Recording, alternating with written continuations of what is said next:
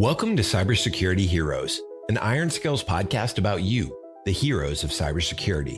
You're about to hear and learn practical and experiential knowledge in our conversations with CISOs, security directors and architects, SOC analysts, and other InfoSec stars so we can become more cyber resilient and safer together. Let's get into the show. Today I'm joined by EJ, former FBI agent, CISO, and founder of KCECyber. Hey EJ, welcome to the show. How we doing, Brendon? Good. Great to have you on again. So we have a super interesting discussion today, but before we begin, maybe you want to tell our listeners a little bit about your background and what you're working on these days? Sure. I probably have one of the most eclectic backgrounds in cybersecurity. Not true. Look, I started my career as a high school teacher, history and sciences, and yearbook and publications, and I was also a high school coach, cross-country basketball and baseball. I left there because my students called out that when I was their age, I wanted to be an FBI agent, and I didn't actually chase my dreams. They found out about it in my old yearbook, and they called me a hypocrite. So, in fact, I applied for the FBI, and while applying for the FBI, I worked for the company that creates the black boxes in aircraft. I was a tech writer for them in terms of their user manuals for the U.S. government. I was one of the first FBI agents assigned to cyber crime primarily, but I also did white-collar crime, crimes against children, things of that nature. And then in the last 3 years of my time in the FBI, I was assigned to counterterrorism. I spent about 4 years undercover, 2 years in the cyber realm, 2 years in the cyberterrorism, or in the counterterrorism realm. Claim to fame being bringing treason charges against a guy by the name of Adam Gadon. First time the U.S. has brought treason charges since the World War II, so that was a big deal. I left there. I was in charge of security for MySpace. I know that's an old one for some of you, but that was the precursor to Facebook, precursor to Instagram, precursor to all the other social medias. And then when that company was sold, I joined a company called Kroll. It was based out of, or actually, I started my own firm out in New York for a period of time, and then I joined a company called Kroll. Was based out of Southern California and then also Europe, Middle East, and Africa. And then I was with PricewaterhouseCoopers, and I've been with a couple of other firms. Since then, I've been a failed founder of my own firms a couple of different times, which is not a bad thing. You learn each time you do it. And currently, I run KCECyber, which is my firm. KCE actually are the initials of my kids. I don't have partners. And I do a lot of cybersecurity. Well, I do everything. I don't do forensics. I don't have a lab, so it's pointless. But a lot of governance work, a lot of regulatory work, a lot of investigatory post-incident. I'll call it incident management, not incident response, come in and tell you what happened, but incident management and how to move beyond what has occurred. And just staying busy. My biggest approach is to educate. I love to, it sounds bad. I'm not trying to teach to be pedantic and say I've done this, but I've been doing this for 25 years. There's nothing new here. If people are aware of how the bad guys do what they do, the bad guys, the bad gals do what they do, that's the only way that we can develop ways to stop them. There are far smarter people out there than I will ever be that will hear about, oh, they did da-da-da-da-da. And the immediate response is, oh, well, why didn't you just do X, Y, and Z to fix it? And you go, oh, why didn't I just do that? I don't think about that because our environment, our world, I think I've said it on your other podcast with the group, there is no such thing as a computer security expert. You can claim you are, but you're not. There's just too many elements of what is done. You can be a security professional. You can be an expert in one area. Maybe you're an expert in identity and access management. Maybe you're an expert in configuration. Maybe you're an expert in network security. Somebody like me who's a jack of all trades, we do a little bit of all of it, but there is no such thing as a true expert. So learning from each other is our key. So that was a long intro, but that's who I am. No, for sure. Thanks. We'll definitely give you a section at the end just to let people get in touch with you if they would Appreciate like to learn more. So in light of the recent surge in ransomware attacks, what conclusions have you made on, what companies keep getting wrong? Because you mentioned you haven't seen anything new. It's funny. Kaspersky, the antiviral software company that everybody freaks out about, but I know Eugene Kaspersky personally. I've met with him several times. Kaspersky as a company recently put out that the first ransomware actually came out in the 1980s. All right. I know that I joined the FBI in 1999. I know that we were dealing with some version of ransomware then. All right. It's simply an idea of getting in and encrypting your software. This is not new.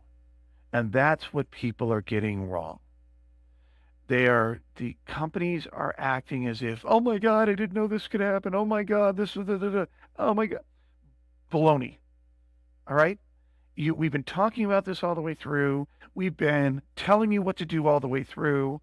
There are thousands upon thousands of vendors out there that have methodologies to help not necessarily prevent it, because look, if the bad guys can get into your system because A, B, or C fails, all right, your supply chain fails, or your employee screws up, or something of that nature, something's going to happen. You're going to get hacked. I'm not saying you're dumb or horrible for getting hacked, because it happens. Your car breaks down, all right?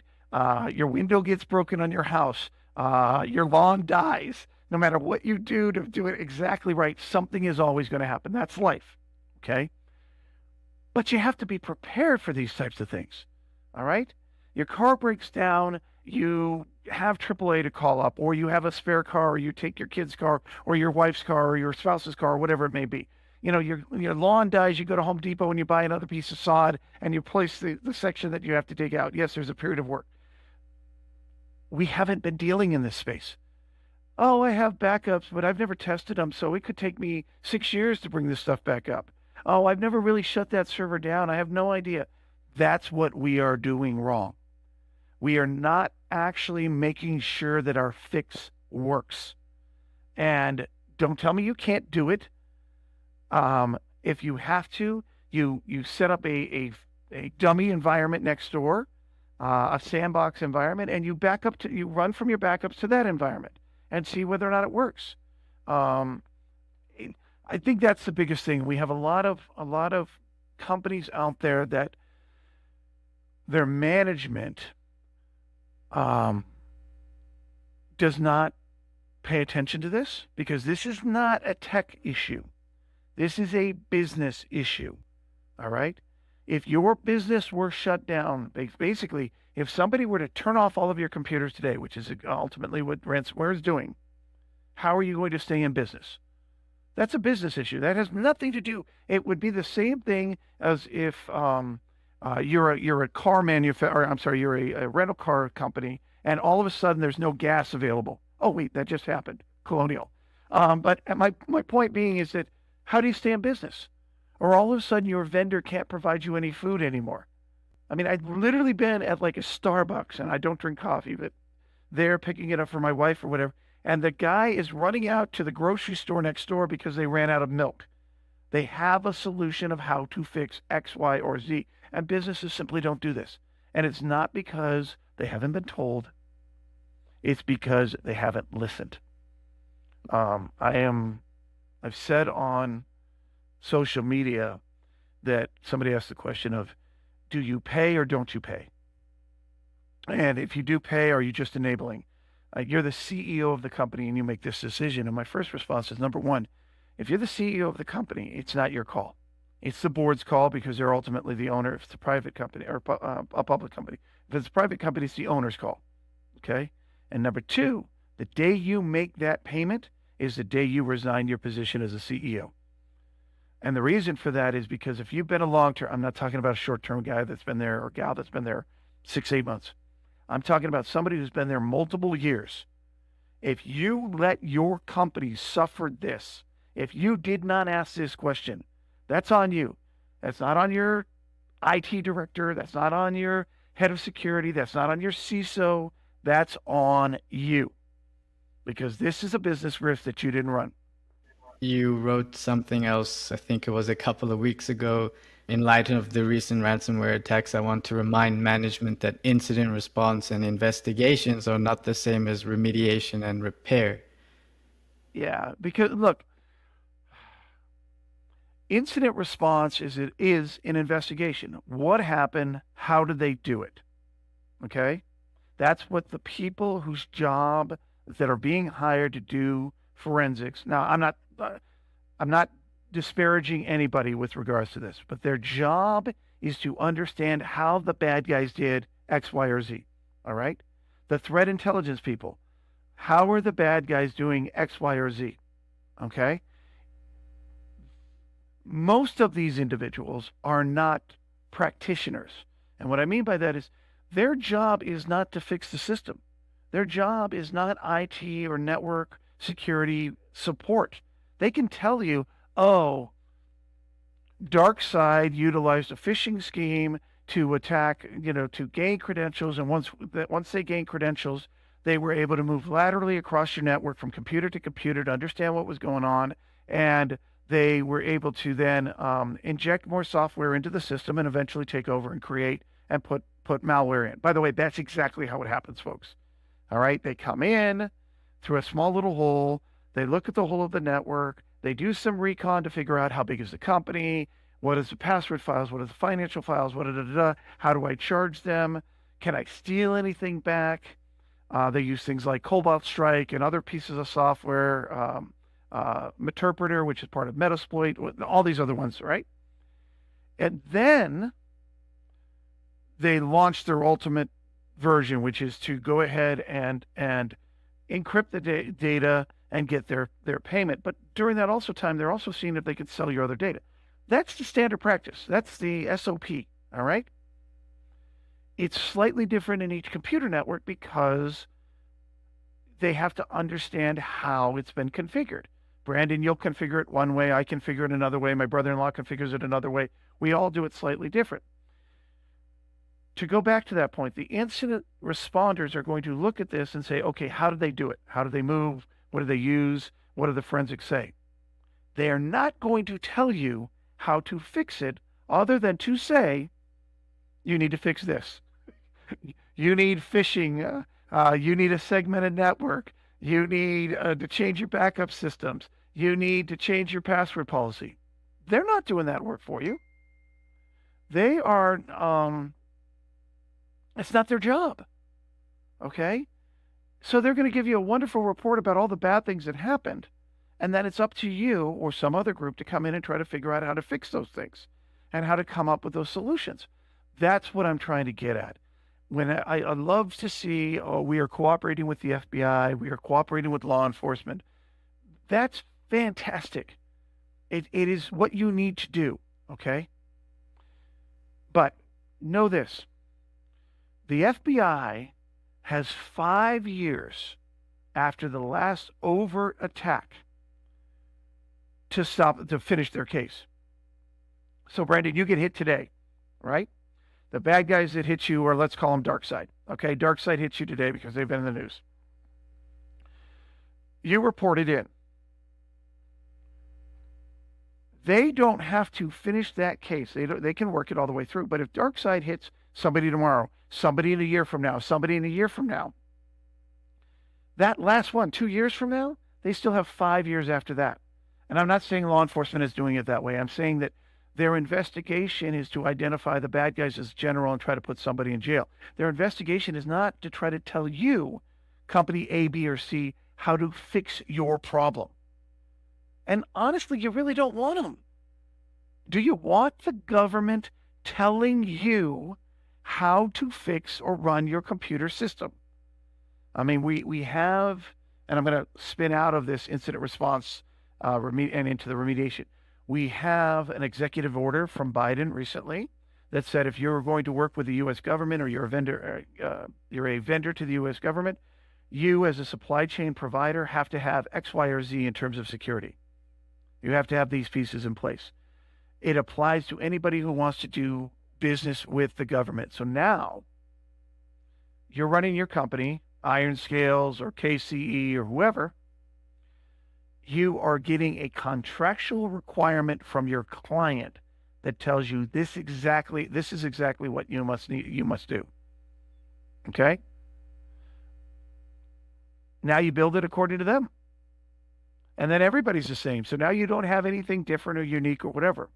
And the government has tried to avoid that over and over again for years and years and years. And I don't spite the Biden administration for this. The Biden administration has gotten to a point that said, look, you guys have known and you've investigated it. And every time I look at the report, it's the same damn thing. They did this, they did that. It's a phishing thing. Somebody falls for it. They put some software in, they report out. Next thing you know, you're hacked. It's the same process. So either you fix it or we're going to tell you how to fix it. And that's where we're at. Or we're going to tell you how to fix it. By the way, this is the same thing that happened in 2006 when PCI DSS came into place. That's the Payment Card Industry Data Security Standard. All right. It didn't exist before that.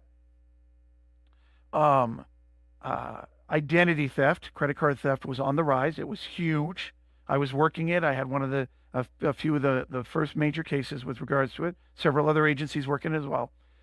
Congress had, congressional hearings about it.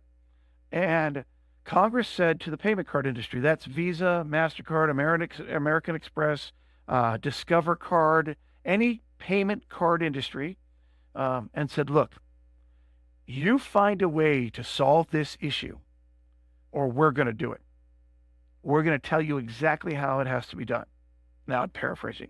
And the payment card industry all got together and you think, oh, these guys are rivals. And no, they all got together and they agreed with us. They came up with a set of security standards, pure and simple, and said, if you don't do this, all right, we will fine you for not doing it right or eliminate your ability to accept credit card payments. That's what they said. And all of a sudden, everybody's, oh my God, we got to be PCI standard, da, da, da, da, da. Okay? Uniquely, that was an American approach. The European approach is, so what? All right, fine. If you cut out and say we can't accept credit cards anymore, because most Europeans only have one or maybe two credit cards, most Americans have like 5 credit cards, the European approach was, okay. You guys just lose money by doing that. Visa, we don't get it through your network, so fine. If you aren't going to let us do it, all right. But America's like, oh, what are we going to do? We don't have plastic cards. My point is that taking this all the way back, it's great to figure out what happened. It's more important not to figure out what you're going to do about it. Okay? And very few companies actually want to know who the bad guys were. They want to know what the bad guys did and how to make it not happen again. And they're relying on investigators and incident responders to do it. And they're getting great reports of the 9 things or the 20 things or the 600 things that they have to do with no instructions. Would you be able to sum up what you think is the right strategy to deal with ransomware attacks, and specifically in light of this post where you said you need a strategy that protects the system while still letting the system work with minimal process impact? And you also mentioned don't get suckered into buying a monitoring tool and think you're safe. Right. So the big thing is actually strategy. Folks, if you really think about it, cyber crime, the way we're dealing with it, is only 20 years old. All right? Yes, there were attacks before that, and there were things that happened prior to 2000, but I'm setting 2000 as kind of the mark. 21 years old, I'm sorry. But we were not connected. We didn't have e-commerce the way we have it prior to that. Original cyber attacks were around access and defacement, showing off that you had the capability to do things, okay? Then we moved into the idea of, well, I can steal this stuff and make money. And a lot of this was Eastern European hackers that started it off, and they're like, wait, this 16-digit number that starts with a 4, 5, or 6, I can go on and buy stuff and send it anywhere in the world, and they're just going to let it happen? What is that? We're a cash-based society where they were coming from, and now we got this number. We haven't built strategies. We haven't built a plan of action. And we rushed into fixing issues with tool X, tool Y, tool Z, and I keep using those letters, but that's really what it is. And they do this in an environment that's like this. They do this an inch of a mile. And it was phenomenal. It's great business. I mean, you need this tool, and you need this tool, and you need this tool, and you need this tool, right? Because we have no strategy. And it's not whack-a-mole. It's fix every little thing that came up. The better way of doing it, we're in a world of vaccines, and everybody, vaccines are bad, blah, blah, blah. But imagine if every single time you had a illness or a cut or you just didn't feel right, you had to go get a shot. All right. And you had to do it every month. You'd be getting hundreds, if not thousands of shots a year, right? To fix it. Oh, I stubbed my toe. I need a shot. Oh, it's the same situation. We're buying a singular fix for a singular problem without a strategy. So taking that all together, we're going to put it back together. You need a strategy from the beginning. You need to understand, something that's been said. What are your real risks? Not the stuff you heard on the news. What are your real risks? How do you do business? How do you get your supplies? What is the cyber risk associated with that? Okay? Then, how do we address those risks? Do we accept them because it's just the cost of doing business? Which is basically what we've been doing for every cyber risk across the board. Do we mitigate them somehow, fix the problem that's causing that risk to be? Do we, do we remediate them? That's to fix it. Do we mitigate it by shifting the risk, liability, insurance, things of that nature? By the way, if you think you're going to shift it to insurance, you're wrong. Insurance companies paid out more in the last 2 years than they've ever paid in their existence because of ransomware attacks. They are going to double, if not triple or quadruple, the cost associated with it. And there is going to be a cause-effect requirement. You think you have ransomware in insurance? They're going to say, what did you do to protect it against it? Oh, you didn't do this? Sorry, we don't pay that. Or the last one is you simply avoid it. You just don't do what is risky. All right? So you can accept it, you can remediate it, you can mitigate it, or you can avoid it completely. That's where your strategy has to start. So let's talk ransomware. Ransomware, it comes in through phishing, right? People are going to fall for phishing. Fine. Its job is to look across the whole of your network and see what's involved. Okay? See where they can grab stuff. How do you fix that? Segment your network. Put up barriers in between so that you can block who has access to what, okay? Access control. The CEO does not need access to the financial books. Start really focusing on who has access to what. Manage your privileged accounts. Those are accounts that are set up at like a supplier-based level. The password can't be changed for whatever reason, but it grants extreme admin access. Manage that. Set up backups. Good, clean, solid backups of the key systems. All right? And then test them. Spend 20 grand to build a mock-up of your network. It doesn't actually have to be hardware, folks. We can do virtual machines. All right? And test the damn backup. See how fast it comes up. In today's day and age, you should be able to come back with your backups within 48 to 72 hours maximum. If you can't, that's on you. The equipment's out there, the things are out there. And anybody who's selling you these fixes, grain of salt. Look, it's a $35 billion business that we work in. They're going to want to sell you the old joke. They want to sell you the Cadillac when you're looking for the Pinto. They're going to sell you the electric Ferrari, all right? When maybe all you need is, let's call you top of the line. We're going to get you a nice $100,000 versus $16 million car. Okay. And you will see a return on your investment. This is the biggest problem in cyber, is that there's always been, it's always in security. Show me the return on investment. Show me what I save by doing it this way. All right. What did you save? You saved a shutdown. Well, it wouldn't do that to me. Yes, it would.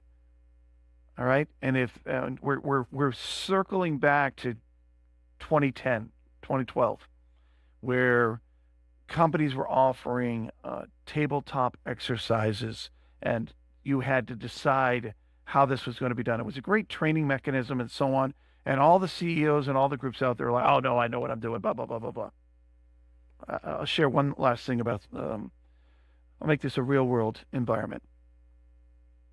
When I left the Bureau for a short period of time, I worked for a company called Control Risks. They were primarily a physical security, and I've done a couple of these where I worked for physical security companies where we're dealing in executive protection. And in 2007 through about 2012, kidnap and ransom of executives was very big. You traveled to a company where you were doing business, you went out to dinner, they picked you up off of the street, and they would ransom you back to your company. All right. Various different companies have K&R insurance, kidnap and ransom insurance. So the company I was at, we actually trained executives on what to do if you were to be kidnapped. Okay. We'd actually take you out to the woods. We'd teach you how to shoot. We'd teach you how to, climb through the woods. We'd teach you how to survive, but then we'd kidnap you. We'd literally grab you, throw you in the back of the car, pile you with 15 other people on top of you sitting. And we're talking about multi-millionaire people here. Okay. We'd treat you like crap. We'd scream and yell at you, da-da-da-da-da. And we'd put you through the situation where you'd scream and say, oh, I've got money. We'll pay whatever. No, you don't do that. We train them on the strategy of what to say. We train them on how to respond back to this type of stuff. We're in the same world, folks, except what's being kidnapped is your data. All right? And I'm sorry, Mr. and Mrs. CEO, but that data is 10 times more important than you are in your company. Without that data, you don't have a company. So if you're thinking, oh, I need to go through this training and I need to be that, you sure as heck better be spending the same kind of thing to protect your data. I'm picking at your LinkedIn posts because I found them very interesting. That's fine. Why do you think so many people believe that compliance is security? Because it's a checkbox. It's a simple answer. I have to do X, Y, or Z. I put it on a piece of paper and look, I did it. I can hold it up and I can show it. So do you think that maybe there should be, harsher penalties? Well, actually, to your point, sorry to cut you off, but that's exactly what's happening. So we had compliance. I'm compliant with whatever, PCI, ISO 27000. Actually, 27000 is different. In order to be compliant with ISO, you actually have to have a third-party vendor come in and test you and look at your stuff. And with any case you can buy off your auditor. Don't get me wrong. You can buy off But you only have to do that once a year, right? Once every 3 years. Every 2 years. Yeah. But here's the thing. We have to hold companies accountable for what they say. And we have to hold people accountable for what they say. I'm not harping on businesses. I'm not saying that the big bad businesses are out there. Look, business, I run a business. We need businesses. But we have to hold you accountable for what you say. The concept of a self-reporting agency or a self-reporting company that says, yeah, I'm compliant, I do all those things, is completely bogus. Because, and I help companies do this, I can tell you 700 different ways to get around one control. I can take a system out of scope because it doesn't include X, Y, or Z. We can do those types of things. We have to get better. We have to focus on this. But to your point, we are now where companies are now going to feel that pain. As insurance companies start forcing these elements, as reporting to the SEC starts requiring these elements, as investors start questioning whether or not X, Y, or Z was done, we're starting to hold groups' feet to the fire. Now, here's the thing. The impact of cyber attacks on, say, credit card theft, all right? It used to be, oh my God, my credit card was stolen. What am I going to do? Folks, there's no big deal. Your credit card gets stolen, you go and get a new credit card. You're not liable for the charges against it, all right? The banks have done that. The credit card companies have done it. That's the way it is, all right? And that amount of fraud that is created, it's written off. And yes, it does impact you. It impacts you in terms of additional fees. It impacts you in terms of lower interest rates in your savings accounts. So that's how the bank makes up the money that they lose in fraud, okay? So it does impact you, but you don't really feel that. You really don't. We don't think about that. When a cyber attack takes out your oil or your gas pipeline and you have no gasoline in your neighborhood, people start freaking out. When your cyber attack takes out your hospital and you can't receive medical treatment, people start freaking out. When it takes out your supply chain for groceries, people freak out. When it takes out your communication for your police and fire so they can't respond in the case of emergency, people freak out. If that's the business you are in, if you are a supplier to critical infrastructure, if you are a supplier for critical services, damn straight you need to be monitored to say you are doing what you claim you do. You need to have a third party looking over your shoulder, not somebody who's going to be paid off, but somebody who answers to the public as a whole. And I'm not trying to make this a socialistic type of approach or a communistic type of approach. I'm saying that if you do this, then you must suffer the consequences for your failures. All right? I was on a chat earlier, on a radio show last Monday, I think. Yeah, last Monday. And the host, Wayne Resnick, brought up the question to me and said, well, in the Colonial Pipeline thing, there is a rumor going around that Colonial Pipeline actually shut down their pipeline because it's not that they didn't have the ability to pump gas or whatever to the various locations, it's that they couldn't charge. They couldn't track how much was being utilized, so they couldn't charge the gas stations, airports, whatever along the line. I don't know if that's true or not, folks. Do not take this out of context, okay? This was a rumor that was shared, okay? But it makes logical sense. If I can't figure out how much money is supposed to be coming in, I can't answer to my board of directors. I can't answer, well, they're a private company, so I can't answer to my owners how much money is involved. But equally, if it was your decision to do this, if you shut it down, you pay the penalty. You should absolutely be sued and hammered for this situation. I'm sorry, I don't mean to do it. It's just like the ship that blocked up the Suez Canal, right? The Egyptians held that ship and said, hey, you killed us. You cost us millions upon millions of dollars a day. You have to pay that. And, oh, it was an accident. It was an accident. Your ship got turned that way or whatever. It wasn't, whatever the case may be, it's still your responsibility for not doing it right. It's still, unfortunately, the ransomware's victim for not doing it right. And I'm not, everybody's, oh, don't attack the victim. They already got hurt. You're a victim of your own stupidity in the first place. Sorry. Yeah, it's like my previous guest, Tom, said OT and manufacturing print the money.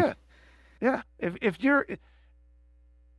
you may not think that your IT department or and therefore the security department that protects the most vital asset of your company is that data, is that equipment, is that so on. You would not go to business. You would not enter a new market and bring on a new product without a business plan, without a strategy, without a series of performance indicators to make sure everything's happening, without a constant review to determine is it actually being successful. But we do that with IT, right? Tell me if you don't think the security element of your IT department is important, I don't know that I necessarily want to do business with you. And let me be clear on one other thing here. I'm not trying to sell what I do. Okay, I help companies, I do these types of things. That's not the point here. We moved from an environment where you knew your banker, or you knew your grocer, or you knew your butcher. In fact, Brendon, you and I were talking about it. We just went through this great weekend, and you went and got your custom cuts of meat. You know your butcher. You know exactly that they're going to give you the right stuff because you know what you want, right? We had that. You know it, all right? And you know what I'm going to cook and how I'm going to grill it and how I'm going to smoke it. You had a plan in mind when you walked into this weekend. But we don't do that on IT security. You know also you're going to cook this, right? You got a little guy or little gal sitting around, your child that's running around. You know that you're going to keep them away. You're going to build security around this. You're not going to leave the grill or the smoker going and let the kid run over and knock it over. We know these things that we've made security part of our life. I've got a pool in my backyard, and when my kids were younger, we would put fencing around it because we didn't want the kids to fall in and drown, right? But we haven't done that in cyber. We haven't done that in the IT environment. This is practical, real world, how your business is going to survive approaches to the thing. That's what it is. I wanted to segue to a slightly adjacent topic of intelligence sharing. I would love to get your thoughts on this concept of intelligence sharing. I'm going to tie it back to our little conversation about cooking. Tried to cook a brisket this weekend, right? If you ever try to cook a brisket on a gas grill, all I suggest is look it up beforehand. And that's the key. Look it up beforehand. We set up, if we're cooking, I need a recipe for, 3-bean salad. Where do you look it up? I need a recipe or I need to know how to fix my car. It's doing this. We look it up. COVID, what are those symptoms? Oh, is this a COVID symptom or not? What do? We look it up. We go out and obtain the intelligence, all right, and try to figure it out. And then we go, WebMD is one thing, but the CDC is somebody different. And then, hey, the Mayo Clinic has some stuff over here. We go to reputable sources and we identify it, and then we combine all those pieces of information and say, hey, this would work. That's intelligence sharing on security. How can we make this practical, though? Right. Amongst companies? Yeah, you can't learn it all yourself. You can't understand it all yourself. And we have to, what's the best way to put this? Threat intelligence has been a market differentiator for companies in the cybersecurity space for a long time. What I mean by that is they have told their clients that they have a better handle on what the bad guys are doing than anybody else. And because they have a better handle, we have 200,000 nodes around the world. We have 600 million nodes around the world. We've sold that way, which means that we've made it into their proprietary information, and they don't want to share it. And the simple answer is, folks, that there's nothing new. How the bad guys are doing this is the same over and over and over again. So that intelligence sharing should not be around the upfront security.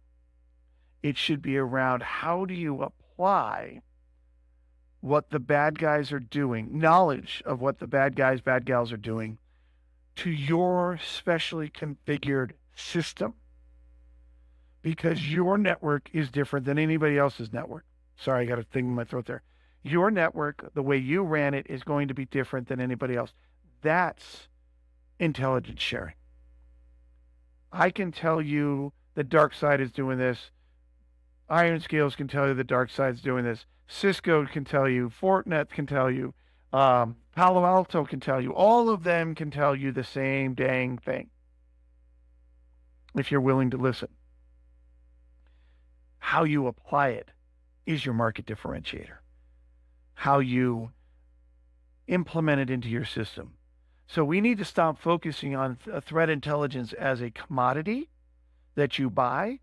We need to start focusing on application of threat intelligence as the business approach. Because basically It's the same as like having all the intelligence and doing nothing with it or not being able to act on it. It's equally useless. that's what we're doing. We have all the intelligence and you're buying it from 10 different sources. And when you actually put it all together, I work with a group called One Firewall out of Italy, or London now. And what they do is they're an alliance, and they work with a bunch of various companies, and they take their firewall logs after everybody's run it through and so on, and they look at those firewall logs and they compare it with other firewall logs and say, your configuration blocked these things and their configuration blocked these things. They're actually looking at the application of the intelligence that's been obtained and saying, do this. The bad guys are all coming from the same groups of IP addresses over and over again. They shift around a little bit, don't get me wrong, but we see the traffic over and over again. Your clients, my clients, anybody's out there, have the ability to use that, but they don't. It actually ties back to what we started off talking about with regards to ransomware. The intelligence is out there on how to deal with ransomware. It exists, but you chose not to do anything with it. The intelligence is out there on how to do X, Y, or Z, but you chose not to do anything with it.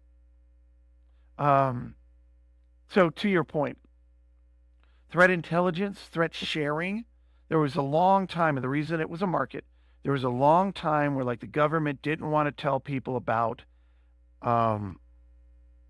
what the bad guys were doing, because it meant that other bad guys, bad gals would go out and grab this information and they'd use it. A perfect example is Stuxnet. Stuxnet hit the Iranian nuclear centrifuges, blew things up. Companies like the ones I've worked for and the ones I work for that I do now, we do the forensics on it. We look at it. We say, oh, this is how it works. We write papers about it. We put it out there. And now we've got 1,000 versions of Stuxnet out on the web. Because smart people went, oh, that works this way? Okay, I'll just write it and we'll do it. The government didn't want to share this information because a cyber weapon, it was a cyber weapon, and we did not have a way to defend against it. You don't attack with a weapon unless you have a way to defend against it. Done. So that became a business proposition for companies to say, we have proprietary knowledge of how bad guys are doing X, Y, or Z. We've built it into our system, and then we lock them out. We're well past that phase of, only I know how they do it. We're into the phase of everybody knows how they do it. Now let's actually apply it. All right.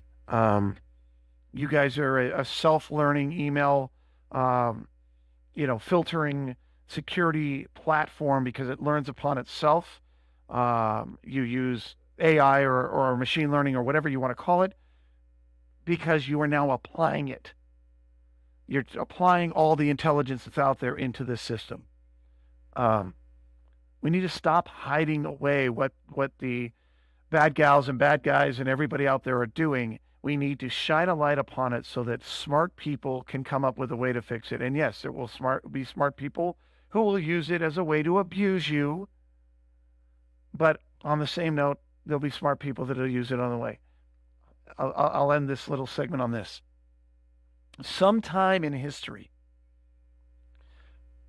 somebody thought, if I put a lock on that door to my house, nobody will open the door and walk in and steal my stuff. That's an interesting. Oh, let's put locks on everybody's doors. And now the whole world has the ability to lock the doors. Even the Maasai warriors that are living in thatch huts have an interior lock to their door. Okay? Everybody's figured it out to put a lock on their door. Yet we haven't done that in cyber. I would just add that, regarding intelligence sharing, history has also shown us, for example, the WannaCry attack. Social media helped to accelerate the remediation of the attack. So I'm a firm believer, that intelligence sharing is powerful. Decentralizing intelligence is powerful. It has many applications. Another one is allowing companies to be more proactive versus reactive. So I'm just curious to know your thoughts on what are some of the obstacles to making this more mainstream. What needs to happen? It's not like bad things aren't happening every week. So what more can push this forward? This sounds horrible, and I am going to say it. Our industry is the biggest obstacle. And what I mean is the cybersecurity industry. There are tens of thousands of cybersecurity companies out there. And every one of us claim, I'm going to include us as myself, though I don't do this type of work, but anybody who's building a technical solution to the problem, we need something that makes us stand out, needs us to be different when we try to sell to somebody else, which means that it's either the way we do it, or the information that allows us to do it. So as long as that second one is in place, the information that allows us to do X, Y, or Z, block this, fix that, address this, is in place, intelligence sharing is always going to be an issue. It just is. And it's kind of sad.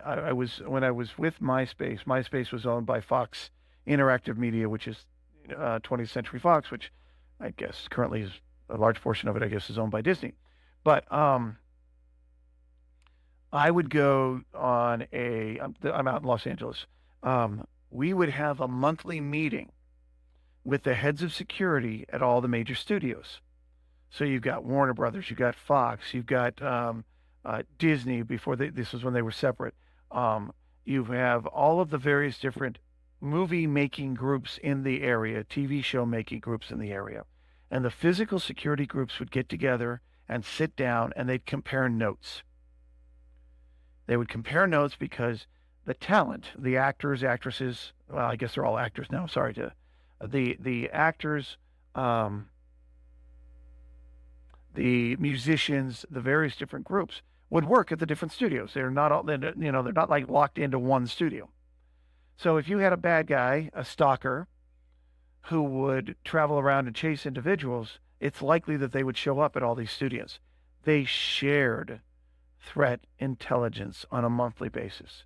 And then when something did happen at their facility, they immediately let the other facilities know so that they were aware. Okay? In the payment card industry, the same thing. Visa, MasterCard, Discover, American Express, they all get together. They talk about trends in terms of how bad guys are doing stuff.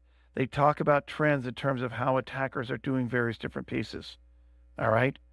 They showcase. They don't necessarily showcase how they're solving it, but they showcase it.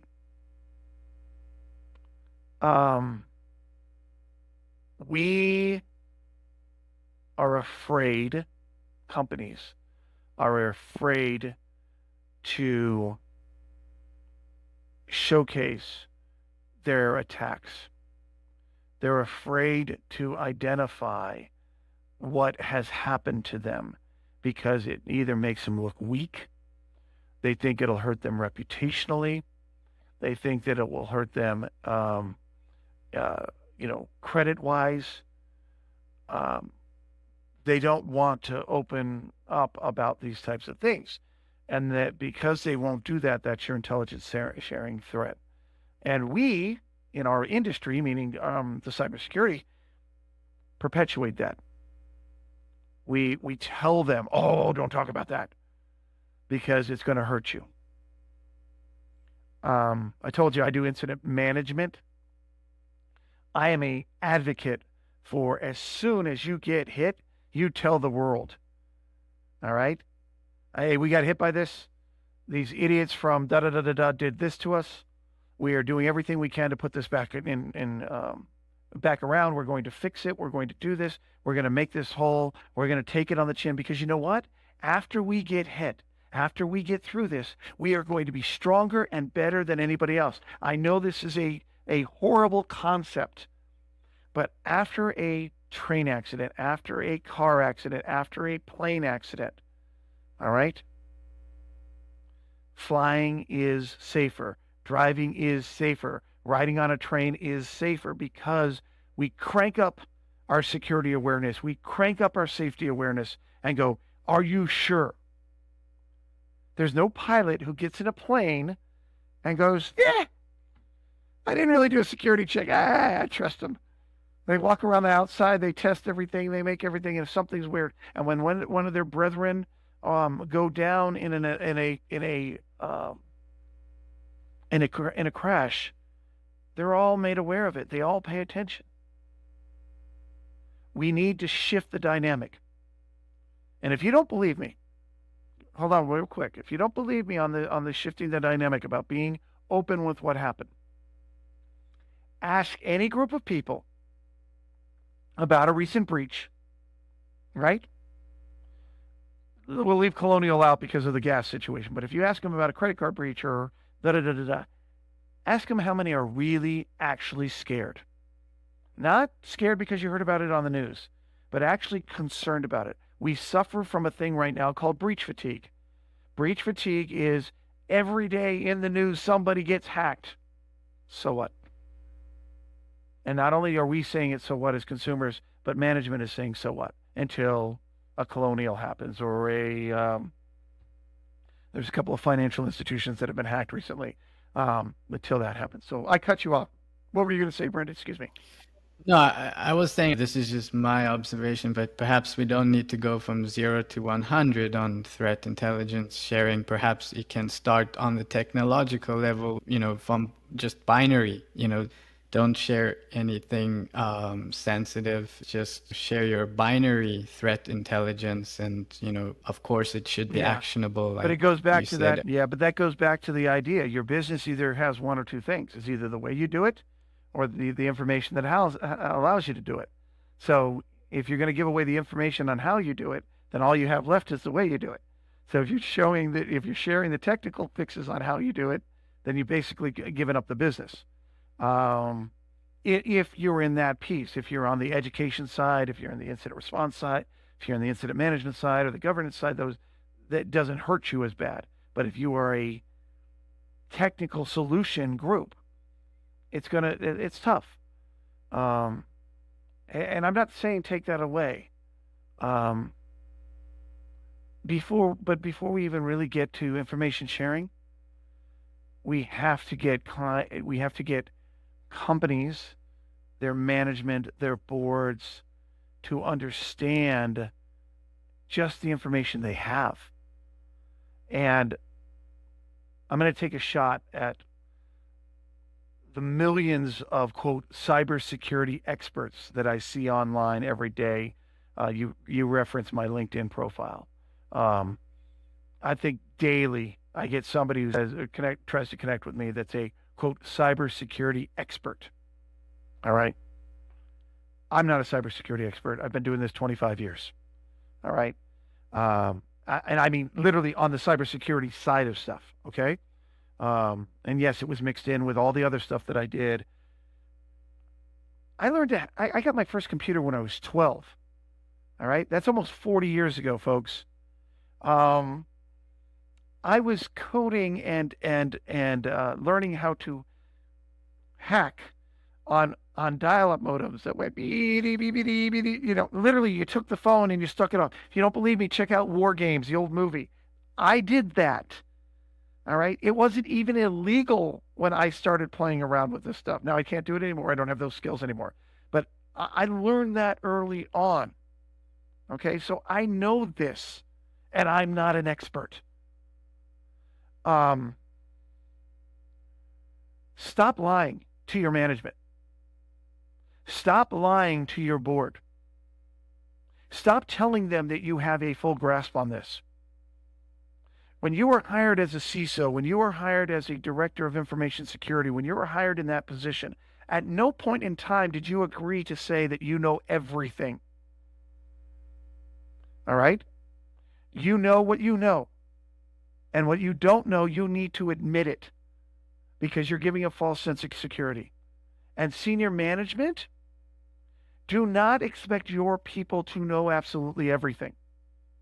If you, Mr. CFO and Mrs. COO and Mr. Chairman of the board, the reason you are where you are is because you should have been. You hired smarter people than you to run the areas that you want them to run. And the reason they're where they're at is because they brought on smarter people to them to fill in. That CISO, that director of information security, that head of it, they don't know everything. So don't put them in a position where they have to lie to you. Do not do this to them because they're going to lie, because they're going to trust their job is going to be done. You know, the average lifespan of a CISO is 18 months. Not because they get fired, but because they fix the problem that they knew existed, and then they get bored. And that is a sure sign that they don't understand the depth and breadth of their situation. They didn't build a strategy. They didn't build a program. They fixed the problem. And I was guilty of it myself. I got hired into MySpace. 6 months into MySpace, the issue that was there, their biggest concern, was gone. All right, people were taking over accounts and sending up spam, 12 to 15 million pieces of spam a day, right? And this is a long time ago, but this was a big deal, right? And we got it down to about 10,000 by identifying who the bad guys were and how they were doing it. And then, what do? We don't really have a big problem. Nobody really hacked us. Nobody really did. But we did have those problems. I'm just as guilty as the rest of you out there. So first and foremost, you're not an expert. You can't be an expert. You can be a jack of all trades and know a lot of little stuff like myself, but you are not an expert. That's where the threat intelligence is sharing. Second, stop lying to your management, to your people, to everybody. Do not tell them everything is okay when it's not okay. If you read a penetration test or a vulnerability scan and you don't know what's on that piece of paper, you don't understand it, you better not be creating a deck to send to the board that says everything's good. When they say, do you have ransomware protection? And you say, yeah, we have plenty of backups, we're good to go. My first question, if I'm on that board, when's the last time we tested it? How long does it take us to come back up? Mr. Board Member, Mrs. Board Member, ask them those questions. And do not fire them when they don't have the answer.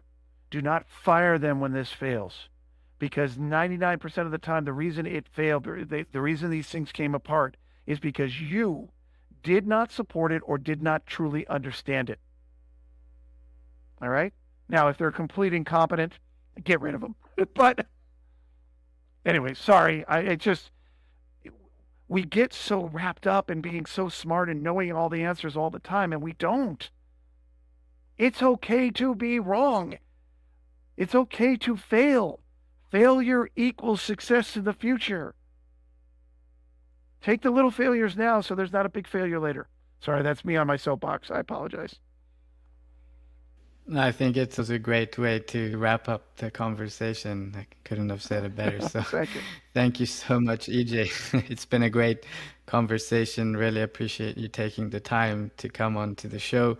But before we close, I promised you I'd give you a quick pitch on you and your company's services. I appreciate it. Look, I have my own consulting firm. I help companies out with practical information. That's just what it is. And I turn down more people And this isn't because I'm rich or anything of that nature. The simple fact is I'm not going to lie to you. And if I can't do it, I'm going to tell you I can't do it. And if I can do it, I'll tell you what I can do. And a lot of this is on you. So it's KCECyber.com. If you want to get in touch with me, feel free. Connect with me on LinkedIn. Follow me on Twitter, EJ Hilbert on Twitter, whatever you want to do. And let's go from there. Let's keep the conversation going. And when I said promise, it was like I wanted to, because in light of intelligence sharing and helping our community, I want to make sure they have the best support network. And obviously we like you and trust you, so we want to put the word out. I may not be the best, but I'm pretty good at what I do. So if you need my help, you know how to get in touch with me. So speaking of getting in touch, what's the best way if anyone would like to get in touch? Like I said, connect with me on LinkedIn is easiest, or just email me. It's my name at KCEHilbert or KCECyber.com. No dots, no spaces. EJ Hilbert at KCECyber.com. And if you got questions, and you're looking for stuff, I will do my best to answer and respond as soon as I can. Thank you so much, EJ. Thanks everyone for taking the time to join us today on Cybersecurity Heroes, and to the rest of you, we'll see you next time. Cheers. That's a wrap for this episode of Cybersecurity Heroes. Practical and experiential knowledge on a day in the life of security heroes. Catch our next episode by subscribing through your favorite podcast platform. If you're listening in Apple Podcasts, please leave a rating for the show. They really help a lot. Thank you so much for listening. Until next time.